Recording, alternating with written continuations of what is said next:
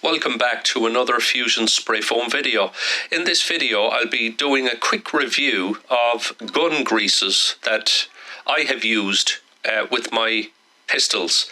Now this video is for people who are beginners, novices to spray foam. They're inexperienced when it comes to spray foam equipment, materials, servicing, etc.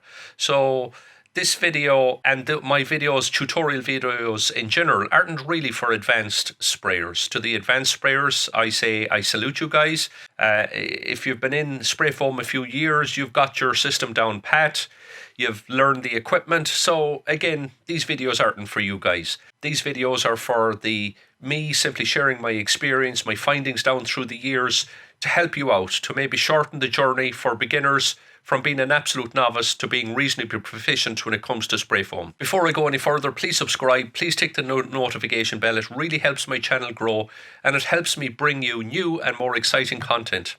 Anyways, back to the review.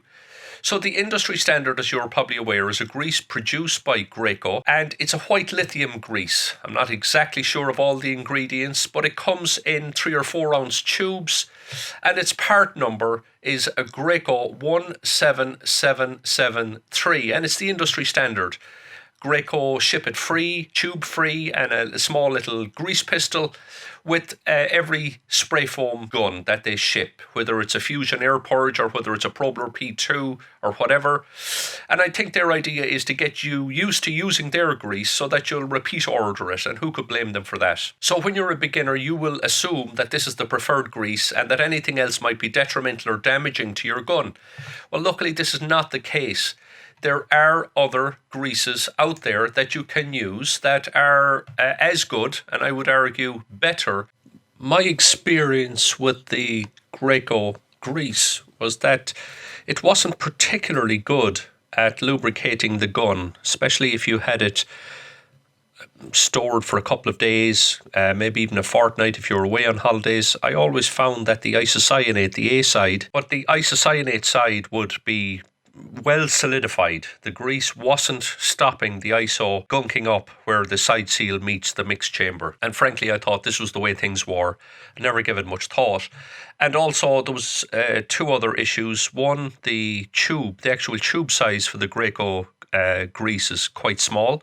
It's a 3 or 4 ounce tube. That was annoying, having to change it so frequently. And also, I found the Graco grease pain in the neck. It was you're replacing it seemed to be quite regularly because the tubes were so small, and also the cost was a bit of an issue. So my dealer suggested I try a generic lithium grease that they stocked.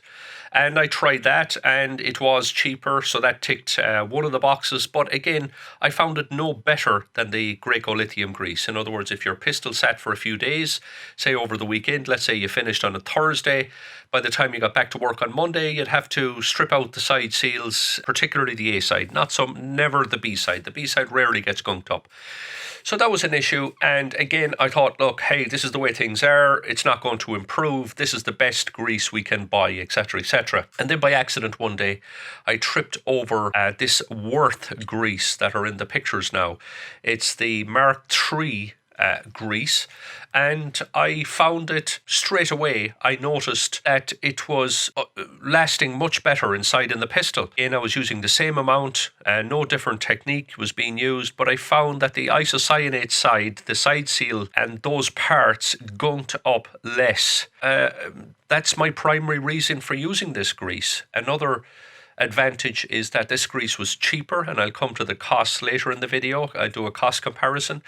So I find the grease nicer to use. If you have to handle it with your bare hands, you've no worries because it's a food grade grease, so it's not going to have the same somewhat toxic ingredients that a lithium-based, petroleum-based grease. It's kinder to the environment. As I say, leaving all those factors aside, it wouldn't mean much if it wasn't performing, but it is actually performing, I would say, much better than the lithium greases, the 2 other lithium greases. Are there other greases out there that might be, but I haven't come across them. And if you do know of any other greases, please let me know and post a comment in the comment section. I'd be delighted to try. I'm always on the lookout for new products that do things better, faster, cheaper, but not necessarily in that order. Let's move on now to pricing for the various greases. And This isn't a very scientific study, but the Lubriplate 1242, the generic grease, comes in at £12 per tube or €14, and that's all plus tax and shipping. The next one up after that, I did some research online and I had a look for the Graco grease because I hadn't bought it in some time. So the Graco grease, I had to convert it because they're using smaller tubes.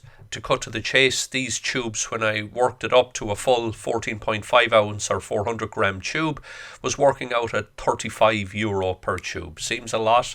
And then finally, we have the Worth grease. Full disclosure here, I buy this grease by the case, so it's very well priced. And Worth in Ireland includes shipping in once you buy a certain amount. So that is working out for me at €8.50 per tube, per 400 gram tube, which is roughly 14.5 ounces.